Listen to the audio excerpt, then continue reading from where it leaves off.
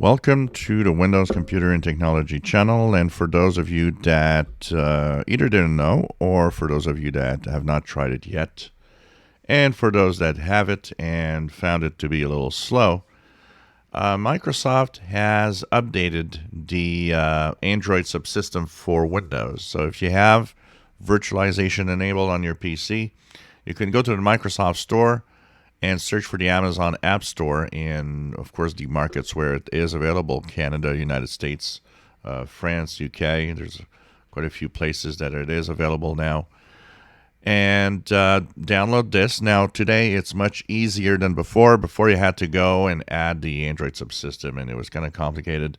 Now, you just have to go to the Amazon App Store, download in the Microsoft Store, and what happens is it will install the Android subsystem automatically for that to work.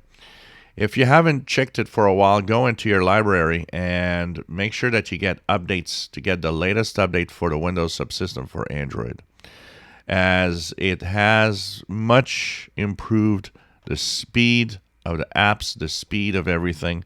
It definitely feels better. It's still, and I'll say it bluntly, kind of a crappy experience because the Amazon App Store is far from what the Google Play Store is. Once again, there are ways to, install the Google Play Store. Some people have actually side-loaded apps and stuff. But still, the thing is it's improved, and it definitely is a lot faster than it used to be. So if you haven't checked it out, I suggest that you go and at least update it if you've used it before. And if not, if you want to just check it out, it's available both for Windows 10 and Windows 11. And this lets you get the, did I say Windows 10? No, it's Windows 11, sorry. Windows 11 only.